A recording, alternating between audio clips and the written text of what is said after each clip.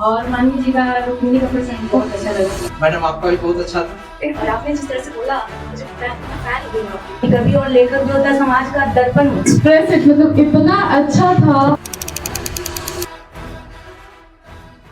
कि रुक्मिणी ये कोई साधारण पात्र नहीं। द्वापर युग के गलियारों से ना तौलो इनके प्रेम को तुम, ना तौलो इनके प्रेम को तुम राधा सत्यभामा या औरों से, जिन्हें सौभाग्य मिला बैकुंठ की रानी बनने का, जिन पे आरोप लगा अपने भ्राता के अपमानों का, जो स्वयं अवतार थी भाग्य की देवी माँ लक्ष्मी का, जिन्होंने खुद वर चुना द्वारिकाधीश श्री कृष्ण का, जो साक्षी बनी संसार के सबसे प्राचीन प्रेम पत्र का, मान रखा श्री कृष्ण ने रुक्मिणी के मनोभाव का। जब चारों ओर खुशहाली थी फिर मन क्यों इतना व्याकुल था। सब कुछ तो बस अब मिल ही गया मनचाहा वर जो पाया था। फिर कैसी उलझन ये बात रुक्मिणी समझ पाए ना, जिनके संग रहती वो प्रतिक्षण उनके हृदय में समाये ना। अब मन ही मन वो लज्जित है क्या मेरे हठ ने कृष्ण को उनके प्रेम से दूर किया। जब गिरधर के मन में राधा थी फिर क्यों नटवर ने मुझसे विवाह किया।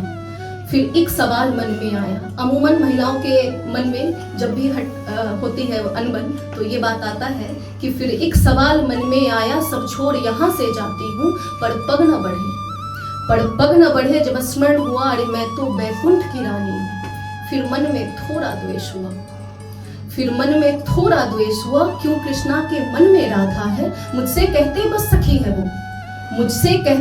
सखी है वो फिर क्यों सब कहते राधा बिन मोहन आधा। क्या कभी जो राधा यहाँ आएगी फिर मेरा सब कुछ छिन जाएगा। सब हंसी करेंगे मुझ पे तब जब पति भी संग न निभाएगा।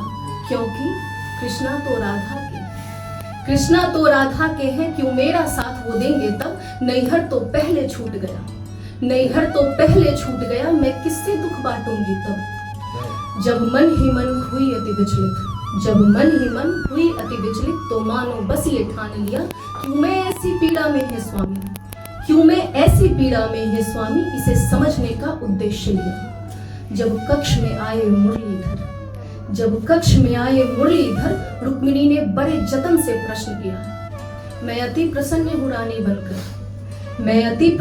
रानी बनकर फिर भी गिरधर मन में बस ये ताप रहेगा मैं पत्नी नहीं तुम्हारी प्रियसी होती इस बात का पश्चाताप रहेगा। क्या बात। भले न बनती मैं अर्धांगिनी तुम्हारी पर तुम्हारे प्रेम लीला में मेरा साथ जो होता माना हमारा संग न होता हृदय में तुम्हारे मेरा स्थान तो होता।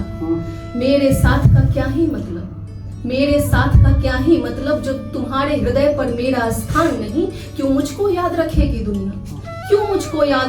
दुनिया जब स्वयं कहते हो राधा बिन मोहन का अस्तित्व नहीं।